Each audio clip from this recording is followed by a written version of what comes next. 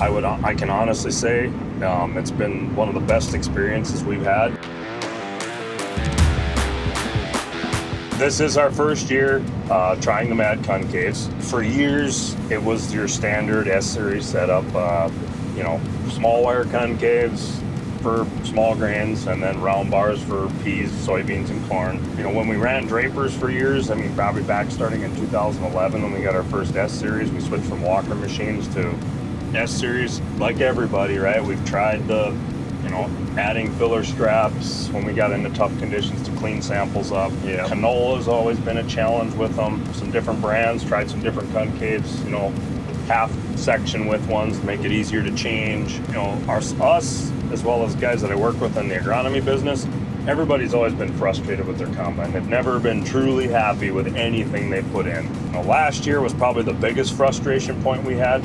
We purchased some more of a different brand, stuck them in the combine. I think we tried barley. I think we did 50 acres with that set, and our active tailings were plugging, within the first quarter mile. It was just a nightmare. Yeah. So we ended up switching them back to the typical setup that's recommended, and we got to Durham last year, harvesting Durham, which tends to be a little bit more difficult thrashing, and we really struggled. My brother and I, we tried several different things. I had customers I worked with that had some hard thrashing wheat. We were adding a filler strap in the 5th position, so we were strapped off in 4 locations just to try to clean the sample up, and it did help.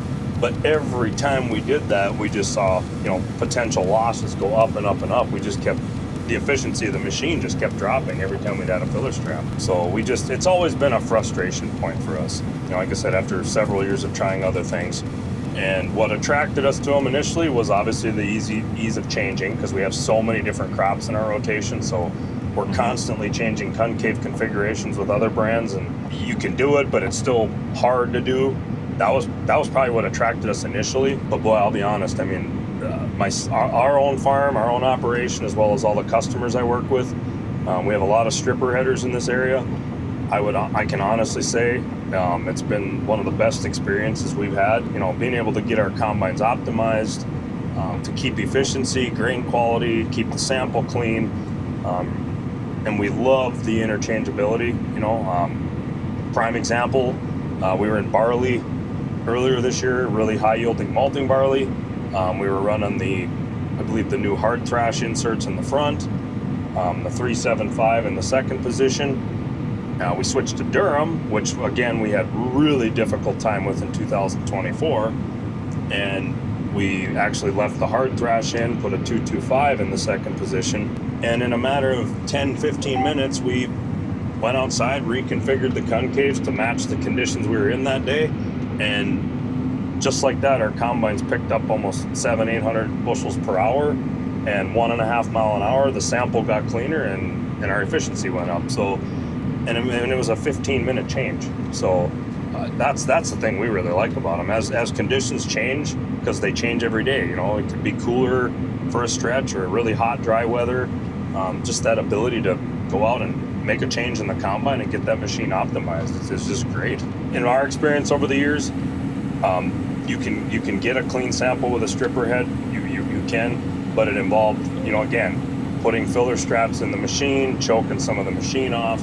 So if you wanted to get that super clean sample, you were also going to sacrifice maybe either potential losses or have to slow that machine down. So the sample that we've had with the setup we're running today in wheat is by far the best we can get it for the conditions we're in from our experience with the stripper. With the stripper headers, we did a lot of malting barley in the beginning, and then we did some Durham, and now we switched to spring wheat, and then we will have some Durham left after the spring wheat. So then we'll switch the setup back to what we had before, but primarily barley, wheat, and Durham. Obviously, our organization became a dealer this year with Bushel Plus, and same thing. We work with a lot of growers. I've had the 60-inch pan set myself for a number of years, and it was just something I started doing in the business. We work all year to get the best yield we can, right? We do all these little intricate details, and at the end of the year, it's, we can't be willing just to sacrifice throwing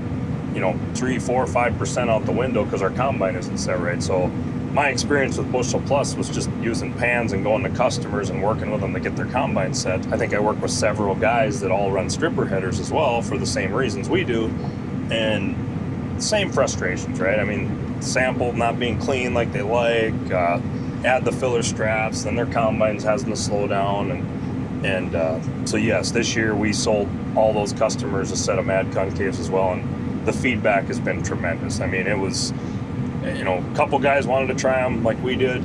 They got in the field within the first day. We had them guys calling neighbors that had stripper headers, telling them how much better it was. So pretty soon they were calling to get concaves. I mean, it's just been an awesome experience. I mean, guys are super, super happy with the MAD Concaves and the stripper headers. A lot of people get into stripper headers, for the sake of, combine efficiency, can get things off quick. And it is a great small grain tool, but it is a system. I mean, you have to know the next year, right, it's going to retain more water. It might be a little wetter. So you have to have a little patience. In the country we live in, 9 times out of 10, retaining moisture for the crop at the end of the day is always going to win the battle. So if you're patient and come up with a system to make it work, whether it's putting canola into this residue or corn or whatever crop it might be, we just consistently see better crops ever since we've gone to a stripper head. But again, it's a systems approach, right? It's not just get a stripper head and let's cut weed. We got to have a plan. We have a specific rotation that we follow. We typically do a lot of beans or corn or canola into this. Been down the road, we've put in fancy choppers, tried lots of residue management tools. We've owned a harrow before, trying to manage our residue, and ever since we've gone to a stripper head, it's completely eliminated our residue management problems. So yeah. We just never worry about it. We don't have hair pinning problems in the spring. With our no-till drills, it just works. We not only use the drop pans in canola, we use them in all of our crops, right? So we do our barley, our wheat, mentioned canola. We use it in peas. We use it in corn. We do it in all crops. Settings change, right? I mean, conditions change. I know, a lot of times everybody kind of looks at what the recommendations are in the operator's manual for your particular machine, and a lot of guys start there. But as conditions change each year, crops get smaller, bigger, dry versus wet. We still find the value in running those catch pans or drop pans in all crops every year, no matter what. It's not like we drop pan, spring wheat this year and then we won't do it again next year, because everything gets changes so much, yields change in different conditions like I mentioned. So we take the time every year in all of our crops to put pans on the machines. We want our losses minimized while still getting our efficiency out of the machine. But again, we just take the time to do it in all crops because, again, we're out here to try to make money, and we don't want to be throwing $30, $40, $50 an acre out the back of the combine at the end of the day. Most guys, my customers that have purchased drop pans now for themselves and gone out and caught their machines, they tell me they paid for them in the first field that they were in. Of all the things that you can buy in today's agriculture world, that is probably one of the cheapest investments you will have, because you will literally pay for those pans the day you put them on the machine for the first time. So it just opens everybody's eyes and puts a whole new perspective on what's actually happening out there. My experience started with the drop pans. I believe it was 3 years ago. I bought my first set.